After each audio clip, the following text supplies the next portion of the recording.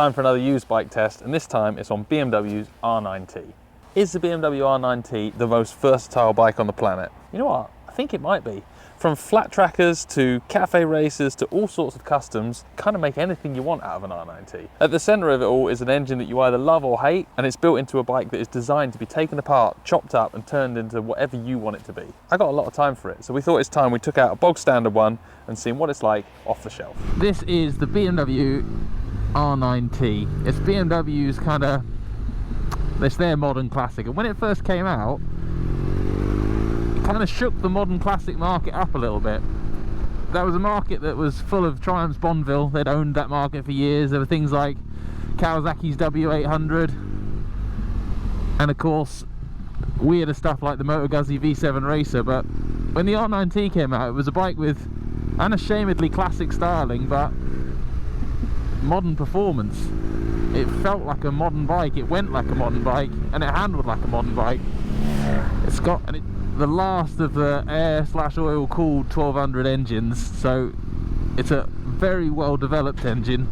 I think if you love it, you absolutely love it. It's one of those types of bikes. If you're the sort of person who doesn't like a boxer engine in a GS or whatever, you don't like the sticky out cylinders, you don't like the low down torque, then without a doubt you won't like this. But if you're a fan of the boxer, it makes this hard to bet against in the modern classic bike world. The motor really suits this sort of bike. Low down power, grunty, stupidly smooth when you want to tickle along at 4 RPM. And it's not about flat out speed when you're riding a bike like this, it's about enjoying the road and enjoying the motor. And this does a really good job of that. And one thing they respond really well to is a little bit of opening up. So this one's got an Akropovich silencer on it, but you can do all sorts of mods to the airbox and to the exhaust. It makes them go a bit better and makes them sound absolutely phenomenal. Before we get into the details of this bike, quick chat plug for data tag. If you buy a second-hand bike and it's got data tag on it, remember you can go on their website online and re-register it, so that rather than having to pay out for your own data tag system, you just re-register it to your name and address, and it means that if the bike does get stolen, they can contact you when they find the parts and hopefully get it back to you. We were lucky enough, or unlucky enough maybe, to work with the police and see some of the results of data tag's work. It was pretty harrowing seeing a warehouse stacked high with stolen bike bits in such an organised manner, where they've been literally stolen, boxed and ready to sell. No one likes seeing that stuff, no one likes thinking about that stuff, but by having data tag there and having data tag on some of those components, not only did it get those components back to the original owners, it also meant that the gang was stopped and caught, rather than being able to carry on and nothing being traceable. No one wants their bike stolen, no one wants to think about it, but if we can help stop them, get on it.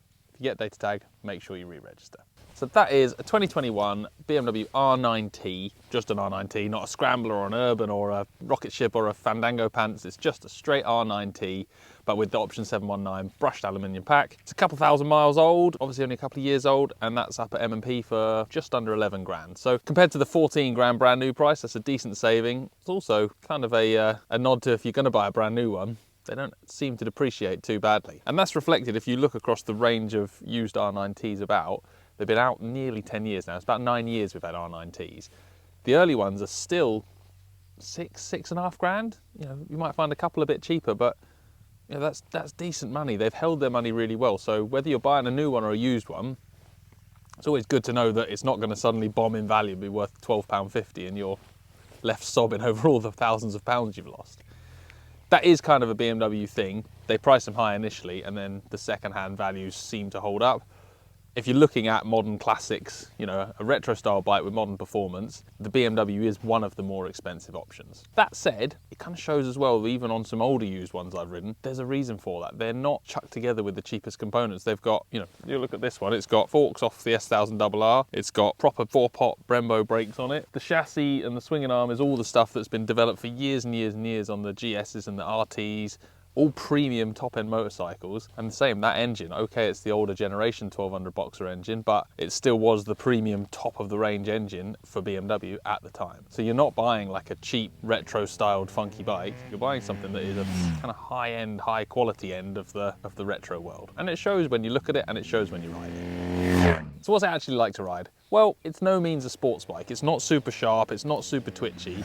It's still got very much a sort of naked roadster, not quite on the cruisy end of the spectrum, but definitely not on the sports end of the spectrum. It's somewhere in the middle, makes it a really fun, really enjoyable road bike. The faster you go, it'll come along with you, but it gets to a point where it starts to move around and you start to get the suspension weave in and you can start to really feel like you're pushing the bike, which for me is the whole point of riding bikes like this over a sports bike. To get a sports bike near its limit on the road, you've got to be pretty committed. With one of these, anyone can start to get to feel what the chassis is doing, feel it moving around, and I find that one of the most satisfying things about riding road bikes. So to give you a little bit of real world background to these bikes that we're testing on our used bike rides, B-Motor have agreed to give us a kind of coverall average guy quote for what insurance would cost on these bikes. To do that, we've created Bike World Bert. He's our good mate Bert. Bert is a teacher. Let me tell you a bit about Bert. He's a teacher. He's 37 years old. He lives in Norwich. Appearances may be deceptive. He looks like a little bit of a bruiser, but Bert's a lovely chap. For this bike, our good mate Bert would have to pay 200 quid a year insurance for the carbon cover,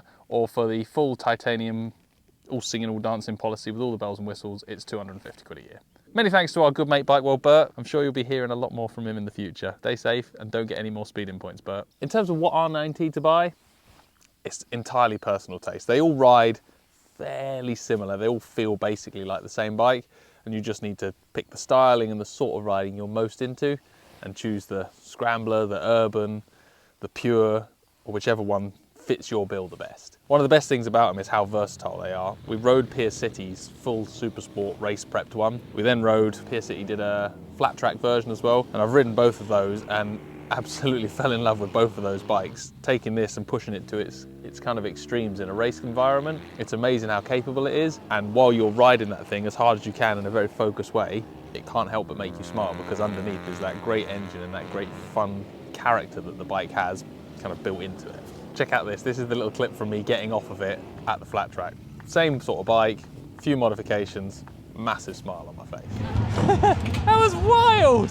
That was my first session out on the R9T. It's not the first time I've ridden that one. I rode it in race format at Brands Hatch a year or so ago and loved it. First time on the dirt with it, it's actually brilliant. The motor is really tractable, which makes it work well out there. I'm just spending the whole time waiting for the cylinder to touch down. So we'll find out what happens when it does.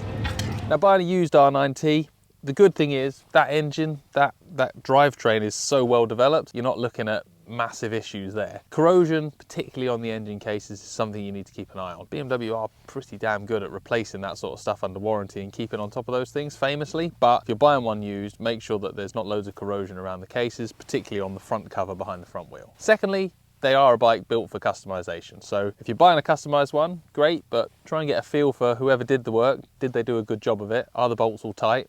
Does it still handle and work as it should? Sometimes you'll find that people have put a load of accessories on and then unbolted them and put them back to standard to sell them.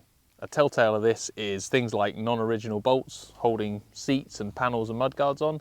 Just have a sharp eye. Look for consistency across what bolt heads are on the bike. I'm not saying don't buy one that's been done that to, but just helps you build a picture and understand exactly what it is you're about to hand over your cash for.